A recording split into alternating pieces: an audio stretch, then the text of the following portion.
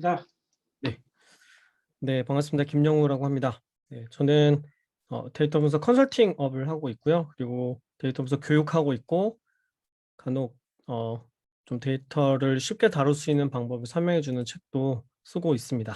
최근에 제가 쉽게 배우는 R 텍스트 마이닝이라는 책을 얼마 전에 출간을 했어요. 이제 타이디한 방법으로 텍스트를 처리하는 그런 기술들을 다루고 있는 입문자를 위한 책입니다. 그래서 이 책에서 소개하고 있는 방법들, 좀 쉽게 텍스트를 다룰 수 있는 방법들 그런 거를 좀 소개해 드리려고 합니다. 네. 우선 이제 절차를 말씀드리면은 일단 제일 먼저 분석을 하려면 텍스트를 불러와서 데이터를 처리하기 편한 방식으로 데이터를 쪼개주는 작업을 합니다. 이걸 토큰화라고 표현을 하거든요. 그럼 이제 제일 많이 한 작업은 그렇게 보통 이제 단어가 기준이 되겠죠. 그런 걸 가지고 빈도 분석을 하는 작업. 이게 제일 기본적으로 하게 되는 분석이고요. 그러고 나면 이제 여러 텍스트를 비교하는 작업을 할 수 있어요. 여러 텍스트를 비교해서 주로 사용하는 주요한 단어들이 뭔지를 살펴보는 방법론들이 있습니다. 여기까지가 이제 가장 일반적인 많이 접근하는 기법들이고요. 여기서 조금 더 나아간다고 하면 이 앞에까지의 분석 방법들은 다 개별 단어의 빈도를 중심으로 분석을 하기 때문에 어떤 단어가 얼마나 많이 사용이 됐는가 이런 것은 알 수 있으나 맥락을 파악하기는 어렵겠죠. 근데 우리가 언어이기 때문에 의미를 잘 이해하려면 앞뒤에 사용된 단어를 함께 봐야 하고요. 네, 그러기 위해서 이제 관계를 중심으로 단어 간의 관계를 중심으로 분석하는 방법들이 있습니다. 네. 이렇게 세 파트로 설명을 드릴 거고요. 네.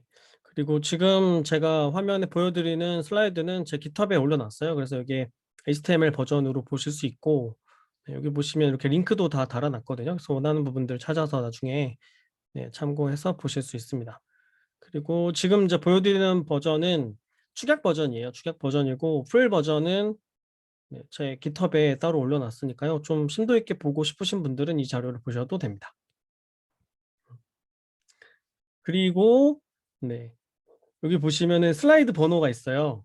157페이지까지 있거든요. 그래서 이거를 제가 시간 안에 다 말씀드릴 수는 없고 시간을 제가 지금 타이머를 돌리고 있으니까 저한테 할애된 시간 안에 말씀드릴 수 있는 데까지만 말씀드리도록 하겠습니다. 혹시 궁금한 점 있으시면은 Q&A 시간에 말씀을 해주시면은 추가로 말씀드리겠습니다.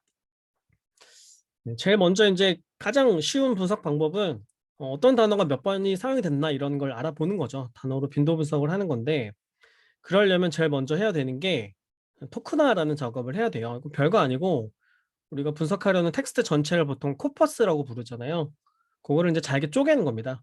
쪼개는 기준들이 여러 가지가 있는데 음, 우선은 이게 이제 토커나이제이션이라는 것이고 사실 이게 타이디하게 텍스트를 다룰 때 가장 핵심이 되는 방법이에요. 요거는 이제 얼마나 효율적으로 할 수 있느냐가 그 뒤에 작업을 편하게 만들어 줄 거냐 말 거냐 이걸 이제 결정하게 되는 거죠. 그래서 사실은 어 텍스트 데이터 분석하는데 많이들 관심 갖잖아요. 우리가 뭐 분석을 좀 하고 나면 비정형 데이터도 처리하고 싶어 하니까. 근데 대부분 좀 어려워하는 것들이 잔손이 많이 가는 거죠. 네, 말이 좋아 잔손이지 온갖 노가다를 해야만 그래도 좀 봐줄 만한 분석을 하게 되는 거잖아요. 사실 이 타이디 텍스트라는 패키지가 나오기 이전까지는 정규 표현식도 굉장히 많이 써야 되고 대부분 이제 R 베이스 펑션 이용해서 온갖 노가다를 해야만 했었습니다. 근데 요 타이디 텍스트라는 패키지가 나오고 여기에 이제 unlist tokens라는 함수가 핵심이 되는데 이걸 사용하고 나서부터는 이제 그런 작업들이 좀 편해진 거죠. 네, 그래서 사실 저도 관심은 있었으나 잘 안 하고 있었어요. 저는 보통 타이디한 방법이 나오지 않았으면 좀 기다리거든요. 나올 때까지 기다렸다가 패키지가 구현이 되면 이제 좀 해도 되겠구나 이렇게 좀 뒤늦게 시작을 하는 편인데 텍스트 데이터도 좀 그런 것 같아요. 타이 텍스트가 나오고 나서 이 패키지를 또 응용해서 쓸 수 있는 다른 연계된 패키지들이 계속 등장을 하고 있는 그런 상황입니다. 요 함수 사용 방법을 설명드리면 간단합니다. 일단 이렇게 텍스트가 있을 때 요 unlist tokens라는 요 함수예요. 여기에 텍스트 원문이 들어가고요. 그 다음에 아웃풋으로 변수 이름을 뭘로 정해줄 건지를 결정을 해준 다음에 여기 토큰의 기준만 정해주면 돼요. 그러니까 여기 제가 센텐스라고 썼잖아요. 그러면 이제 마침점을 기준으로 해서 원래는 이렇게 하나의 텍스트 벡터였잖아요. 이게 요 마침점을 기준으로 해서 두 개의 로우가 된 겁니다. 그러니까 이 언리스트 토큰스를 거쳐서 나온 아웃풋들은 전부 다 이런 티블 구조, 데이터 프레임 구조로 되어 있어요. 그러니까 우리가 사용하는 타이디버스의 패키지들을 다 연계해서 사용할 수 있게끔 해주는 거죠. 그거만 바꾸면 됩니다. 이거를 이제 워즈로 바꾸면은 띄어쓰기 기준으로 이렇게 토큰화를 해주고요. 그다음에 캐릭터라고 하면은 이렇게 한 글자씩 토커나이징을 해줍니다. 그리고 이제 보통 한글을 분석할 때는 형태소 분석을 하게 되죠. 우리는 이제 어미에 따라서 굉장히 많은 변화가 있기 때문에 표현형만 가지고 분석을 하면 안 되니까 이제 원형을 추출해내야 하는 거죠. 그럴 때 형태소 분석을 하는데 제일 많이 알려져 있고 여전히 많이 쓰이는 게 KNLP 패키지죠. 예를 들어서 명사를 추출한다 그러면 KNLP 패키지 extract none을 쓸 수 있는데 여기에 이제 텍스트를 넣으면 텍스트 벡터를 넣으면 이렇게 그냥 텍스트 벡터로 또 출력이 됩니다. 그리고 만약에 로우가 여러 개면 리스트 구조로 추출이 되거든요. 그러니까 리스트 구조이기 때문에 바로 데이터 프레임 구조가 아니니까 바로 타이디버스 패키지들의 함수들에는 적용할 수가 없어서 데이터 프레임으로 변환하는 작업을 한 번 더 해주고 이런 식으로 했었어요. 과거에는. 그런데 이 함수들을 KNLP 함수들을 언리스트 토큰스 여기 토큰에다가 이렇게 선정을 해줄 수 있습니다. 우선 여기 제일 먼저는 이렇게 센텐스로 한번 구별을 해주고요. 그러고 나서 여기에 토커나이징 할 때 쓸 수 있는 함수들을 지정해주면 됩니다. 그럼 이제 KNLP 패키지에 있는 extract none을 지정해주면은 명사를 기준으로 토커나이징을 해주게 되는 거죠. 그리고 뒤에도 이제 설명을 드릴 텐데 KNLP에는 뭐 심플포스 22 이런 함수들을 써도 그것에 맞게 추출해서 바로 이런 팁을 구조로 만들어줍니다. 이게 이제 가장 편한 점이 되겠죠. 그래서 이렇게 뭐 토커나이징이 되고 나면 사실 그 뒤에 분석 작업들은 간단해요.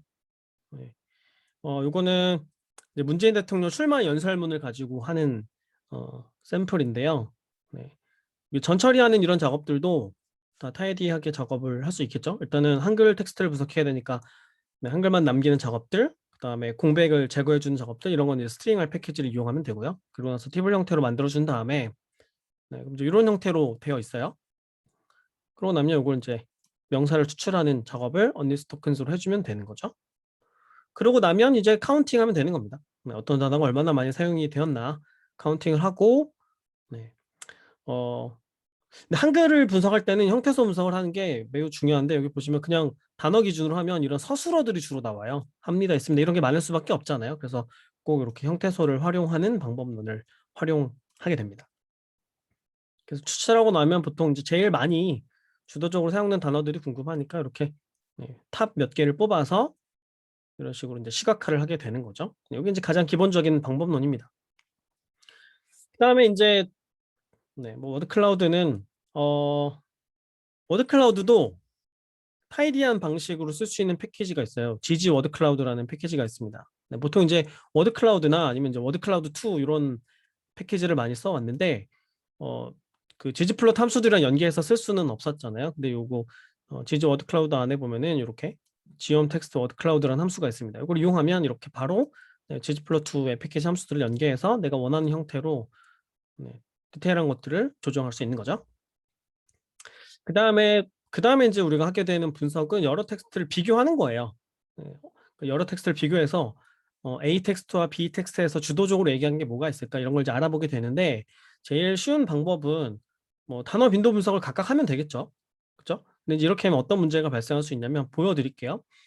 요거는 문재인 대통령 연설문하고 그다음에 박근혜 대통령 연설문 이거 두 개 다 이제 출마 연설문입니다. 출마의 변을 밝힌 연설문이에요. 이거를 이제 가져와서 두 개 이제 결합을 한 겁니다. 결합하고 전처리하고 그다음에 명사를 추출해가지고 그냥 추출해서 이렇게 그룹핑을 해가지고 하위 그룹별 빈도를 구한 거죠. 그럼 이제 위쪽에는 문재인 대통령의 단어들이 주로 순서대로 나열이 되고 밑쪽에는 이제 박근혜 대통령의 단어들이 나열이 될 텐데 제일 많은 거 추출해서 비교를 해보면 이런 식으로 나타나거든요. 보시면은 거의 비슷하죠. 여기 보면 뭐 경제, 사회, 일자리 뭐 이런 단어들 있잖아요. 이거는 뭐 어떤 대통령 후보가 되었던 간에 일반적으로 얘기하는 단어들이잖아요. 그러니까 사실 출마 연설문은 빈도 분석하면 뭐가 됐든지 간에 비슷한 단어들이 나옵니다. 그래서 이 후보가 무엇에 방점을 찍고 있는지를 비교하기가 어려운 거죠. 다 일반적인 언어들만 추출이 되니까요. 그래서 상대적으로 많이 사용된 단어가 무엇인지를 알아봐야 돼요. 그러니까 문재인 대통령이 박근혜 대통령에 비해서 많이 쓴 거, 또 반대로 박근혜 대통령이 문재인 대통령에 비해서 상대적으로 많이 쓴 단어가 뭐가 있는가 이런 걸 이제 알아봐야 됩니다. 그럴 때 몇 가지 지표들을 쓰게 되는데요. 제일 먼저는 오즈 레이시오를 사용할 수 있어요. 네. 그러니까 오즈 레이시오라는 것은 어떤 사건이 A 조건에서 발생할 확률에 비해서 B 조건에서 발생할 확률이 얼마나 되는지, 그러니까 두 확률의 비를 나타낸 것이죠. 네. 우리가 이제 로지스틱 회계 분석할 때 많이 사용하는 그 값이에요. 그 같은 값입니다. 이걸 이제 활용하는 겁니다. 그래서 뭐 공식으로 보면 이렇게 되는데, 그냥 각 단어의 비중을 두 텍스트별로 각각 구한 다음에 네, A 텍스트의 비중을 B 텍스트의 비중으로 나눠주는 거예요. 그럼 이제 상대적인 비중을 얻게 되는 거죠. 음. 요거를 구할 때 일단은 이렇게 타이디아를 이용해서 이렇게 롱 포맷으로 데이터를 바꿔줄 필요가 있어요. 이거 와이드 포맷이군요. 오른쪽으로 나열을 해줘야 합니다. 그래야만 요 두 변수에 있는 값들을 컬럼 기준으로 연산을 해서 로그 오즈비를 구할 수 있거든요. 그래서 이렇게 피벗 와이드 이용해서 와이드로 펼쳐주는 작업을 한번 해줘야 되고요. 네, 그러고 나면 이렇게 간단하게 계산할 수 있어요. 그러니까 문에서의 단어의 비중을 구하고 그거를 전체에서 각 단어의 비중을 구하고 이 두 비중을 나눠주게 되는 거죠. 근데 여기 보면 제가 플러스 1을 해줬는데 플러스 1을 하는 이유는 만약에 어떤 한 후보가 단어를 하나도 사용하지 않으면 0이 되기 때문에 로고 주비를 계산할 수가 없겠죠. 그러면 이제 NA가 되니까 그러면 어떤 단어를 누가 더 많이 썼는지 아예 알 수가 없게 돼버립니다. 그래서 그냥 일괄적으로 일식을 다 상수로 더해 준 거예요. 이렇게 뽑고 나서 이제 정렬을 해보면 문에서 상대적인 비중이 클수록 1보다 큰 값이 되고 반대로 박에서 비중이 클수록 1보다 작은 값이 됩니다. 그리고 이제 비중이 비슷하면은 1에 가까운 값이 되겠죠. 네, A군으로 B군을 나눠준 거니까요. 그래서 이렇게 뽑아서 오즈 레이쇼를 구한 다음에 이걸로 막대 그래프를 그려보면 이때는 좀 차이가 보이죠. 그렇죠? 네, 상대적으로 이 사람이 다른 사람에 비해서 많이 사용한 것들을 보여주니까 이제 이 사람의 특징들을 좀 알 수 있게 되는 겁니다. 그래서 이렇게 네, 오즈비를 사용하게 되는데 이거를 조금 시각화를 좀 더 예쁘게 하기 위해서 어떤 작업을 할 수 있냐면 오즈비에다가 로그를 씌워요. 그럼 이거 로그 오즈비라고 하거든요. 별거 아니고 그냥 아까 구한 값에다 로그를 씌운 겁니다. 그러면 1보다 크면 플러스 값이 되고 1보다 작으면 마이너스 값이 되겠죠. 그러면 부 사람 중에서 어느 쪽 사람이 더 많이 썼느냐에 따라서 부의 방향이 반대로 바뀝니다. 이러면 이제 뭐가 좋냐면 네, 그냥 여기 아까 그 공식에서 이렇게 로그만 씌운 겁니다. 이렇게 하고 나면은 네, 여기 뮤테이트한 부분도 똑같죠. 로그만 씌워준 거예요. 얘를 시각화하면 이런 식으로 표현할 수 있어요. 네, 이게 좀 재밌죠. 그러니까 이제 서로 다른 축으로 중요한 단어들을 양쪽에다가 표현할 수 있게 되는 겁니다. 지금은 제가 상위 몇 개를 뽑아서 표현을 했기 때문에 여기서부터 이렇게 갑자기 큰 차이가 발생하는 걸로 보이지만 실제로는 모든 단어를 다 사용한다고 하면 좀 더 이렇게 그라데이션처럼 표현이 되겠죠. 이거는 뭐 사실 뭐 시각적으로 좀 예쁘게 보기 위해서 로고를 씌우는 겁니다. 뭐 그 다른 정보를 주거나 하는 것은 없고요. 추출된 단어도 똑같습니다. 근데 이제 로그 오즈비는 이제 두 군의 중요도를 비교할 때는 사용할 수 있지만 세 개 이상의 텍스트를 비교할 때는 사용하기가 불편하겠죠. 여러 번 다 비교할 수는 없으니까 물론 할 수는 있지만 되게 복잡한 절차를 거쳐야 하겠죠. 그래서 두 개보다 더 많은 텍스트 군을 비교하겠다 그럴 때는 TF-IDF라는 지표를 많이 사용합니다. 그건 아마 많이들 들어보셨을 거예요. 텍스트를 처리할 때 네, 많이 사용을 하는 건데요. TF-IDF는 뭐 간단하게만 말씀드릴게요. 두 지표의 곱으로 되어 있어요. TF는 텀 프리퀀시예요. 전체 단어의 빈도를 얘기하는 거고 IDF는 일단 DF는 다큐먼트 프리퀀시고요. 그다음에 I는 인버스 된 겁니다. 네, 역수를 취한 것이죠. 그래서 요 두 지표의 값이 곱한 것으로 되어 있고 요거 표를 보고 제가 설명을 드릴게요. 이제 얘는 어떤 특징을 주냐면 전체 문서에서 흔하지 않은 드문 단어인데 특정 텍스트에서만 자주 사용될수록 큰 값을 지니게 돼요. 그래서 각각의 군에서 개성을 드러내는 좀 독특한 단어들을 찾아낼 수 있게 되는 겁니다. 여기 이제 TF-IDF를 구하는 공식을 이렇게 셀별로 다 나눠 놓은 건데요. 예를 들면 자기소개서가 세 개가 있어요.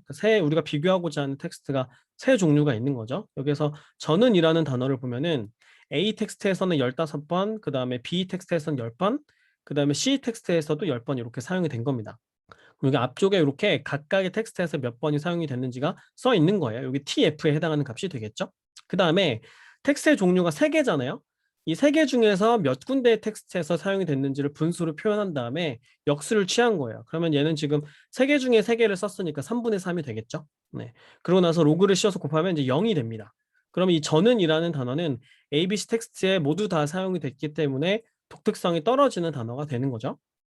근데 여기 스카이다이빙이라는 단어를 보면은 일단 자기소개서 A에서는 세 번이 사용이 됐어요. 근데 B하고 C는 하나도 사용이 안 됐죠. 그리고 세 문서 중에서 하나만 사용이 된 겁니다. 그래서 이렇게 곱해주면 자기소개서 A에서는 3.3이라는 값을 갖게 되는데 B하고 C에서는 0이라는 값을 갖게 되겠죠. 0을 곱했으니까요. 그래서 이 스카이다이빙이라는 단어는 자기소개서 A의 특징을 잘 드러내주는 단어이구나 이렇게 알게 되는 겁니다.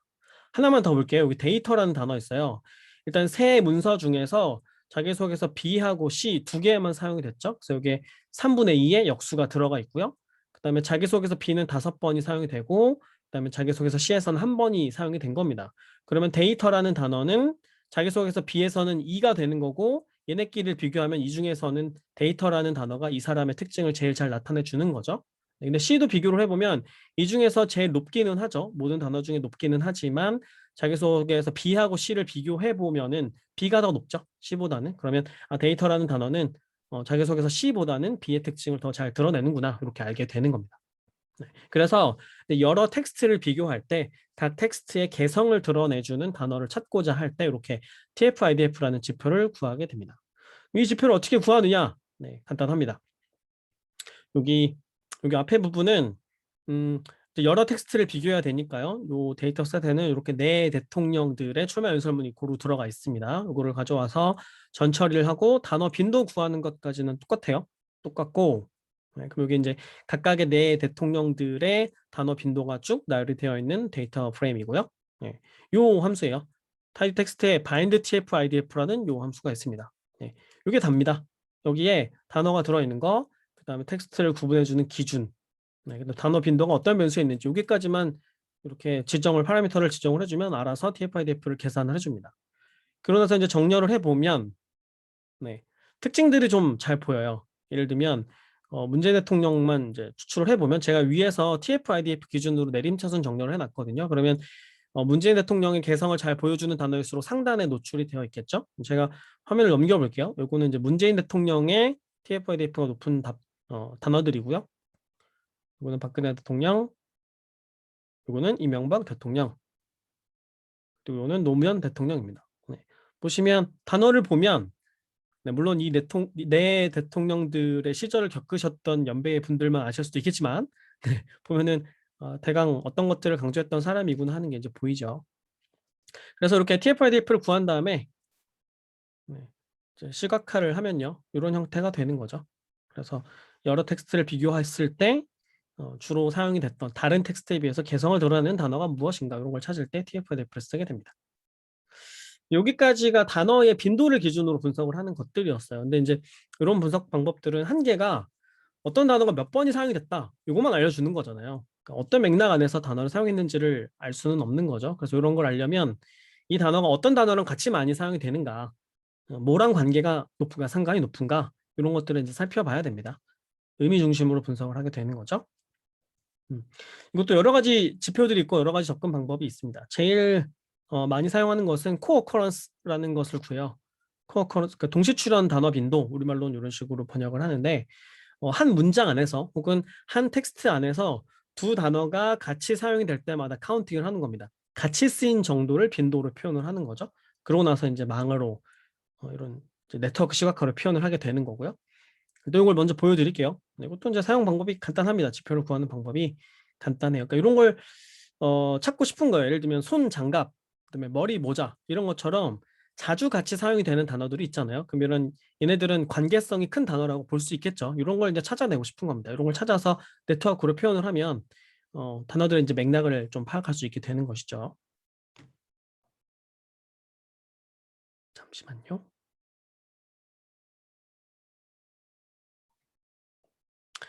요거는 사례가 그 기생충 영화가 그 아카데미 수상하고 나서 사관왕 수상했잖아요. 언론에 굉장히 기사들이 많이 쏟아져 나왔어요. 그래서 거기에 달린 댓글들도 굉장히 많이 달렸거든요. 거기에 이제 달린 댓글들이 들어있는 데이터 셋입니다. 이걸 가져와서 전처리를 하는 거고요. 네. 전철하고 여기서는 토커나이징을 할 때 심플포스 22라는 그 함수를 썼어요. 그 명사만 추출하는 게 아니라 다른 형태소들까지 모두 추출하기 위해서 이 함수를 사용하면은 텍스트를 22개의 형태소로 구별을 해줍니다. 왜냐하면 형용사나 동사나 이런 것들이 단어랑 어떻게 연결되는가 이걸 보는 게 중요하잖아요. 그래서 명사만 보기보다는 다른 형태소도 같이 봐야 하는 것이죠. 네. 이걸 쓰면은 이런 식으로 각각의 단어가 추출이 되고요. 그리고 이렇게 뒤에 이렇게 태깅이 붙어서 나타납니다. 형태소 태깅이 붙어요. 이걸 보고 여기에 뭐가 붙어 있는지에 따라서 이게 명사인지 동사인지 형용사인지 이런 것들을 판단할 수 있습니다.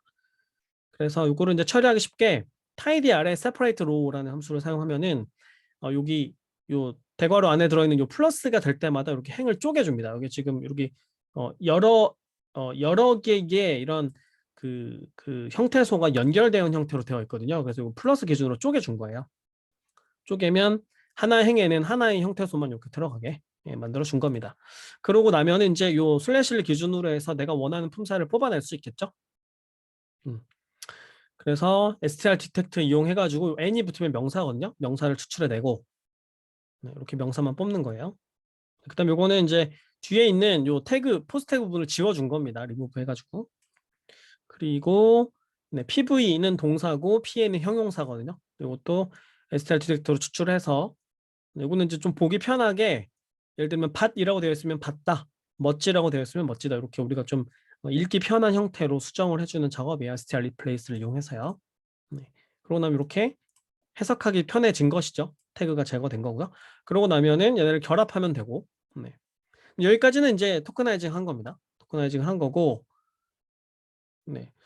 네, 중요한 게 이제 동시 출현 빈도를 구해야겠죠. 코어 어커런스를 구해야 되는데 그때 YDR 패키지에 페어와이즈 카운트 요걸 쓰면 돼요. 네, 이것도 간단합니다. 단어가 들어있는 곳, 그 다음에 뭘 기준으로 텍스트가 구분되어 있는지 요거를 지정해주면 됩니다. 이게 다예요. 네, 그러면 그러니까 코어 어커런스를 구해서 이렇게 두 단어의 같이 사용이 된 빈도를 이렇게 구해줍니다. 그러니까 영화랑 기생충은 전체 댓글에서 111번 같이 사용이 됐다. 그다음에 감독이랑 봉준호라는 단어는 둘이 같이 사용된 댓글이 86개가 있다. 이런 식으로 몇 번씩 같이 사용이 됐는지를 알려주는 거죠. 이거는 이제 좀 데이터 프레임이 특이한 형태인 게 요 단어의 순서만 바꿔가면서 계속 중복되어서 나타나죠. 그러니까 영화를 기준으로 모든 단어들의 빈도, 그다음에 기생충을 기준으로 모든 단어들의 빈도 이렇게 나열이 된 거거든요. 그래서 이렇게 제가 소티를 단어 빈도 순으로 나열을 해줬어요. 이렇게 하고 나면 이렇게 나열된 형태의 데이터 프레임이 됩니다. 그러면 이제 어떤 궁금한 단어가 있을 때 이것과 관련해서 많이 쓰인 단어가 뭔지를 이렇게 금방 필터를 가지고 찾아낼 수가 있게 되는 거예요. 이렇게 뽑고 나면은 이걸 이제 시각화를 해야겠죠. 네트워크 형태로 보통 시각화를 많이 합니다. 네트워크 시각화할 때도 옛날에는 보통 이제 뭐 아이그래프 같은 패키지를 많이 썼었는데 네, 타이디 그래프라는 이제 패키지가 있어요. 그 타이디 방식으로 네트워크 그래프를 만들 수 있게끔 도와줍니다. 그래서 앞에서 만든 요 데이터 프레임을 그냥 그대로 가져와서 요 as tbr 그래프라는 함수에 넣어주면 돼요. 네, 그러면 네트워크 그래프로 만들어낼 수 있는 형태의 데이터를 만들어줍니다. 네, 여기 보면은 tbr 그래프라는 오브젝트로 이런 객체로 출력이 되고요. 여기 보면 단어들이 있고 이렇게 각각이 몇 번씩 연결되는지가 이렇게 표현이 되어 있는 겁니다. 그리고 이거를 시작할 때는 요 지지라프라는 패키지를 쓰게 돼요. 요게 네트워크 시각화를 만들어주는 패키지예요. 네. 여기에 세 개의 함수를 기본적으로 써줘야 됩니다. 링크는 이렇게 엣지로 선분을 연결해 주는 것들이고요. 노드 포인트는 이렇게 단어들을 포인트로 만들어 주는 거고, 노드 텍스트는 그 위치에 노드의 위치에다가 이렇게 단어들을 넣어 주는 거예요. 이제 기본적으로는 세팅을 아무것도 안 하면 이렇게 만들어 주고요. 얘도 다 지지플롯 함수들을 연결해서 사용할 수 있습니다. 그래서 조금 예쁘게 이렇게 치장을 해주고 나면은 이런 형태의 그래프가 만들어집니다. 아이그래프에 비해서 되게 직관적으로 사용할 수 있어요. 그 다음에 이제 보통 네트워크 그래프 만들 때는 이거는 제가 그냥 앞에서 만든 이 코드를 자주 사용하기 때문에 이렇게 함수를 하나 정해 둔 겁니다. 이 함수를 뒤에서 사용을 할 거예요.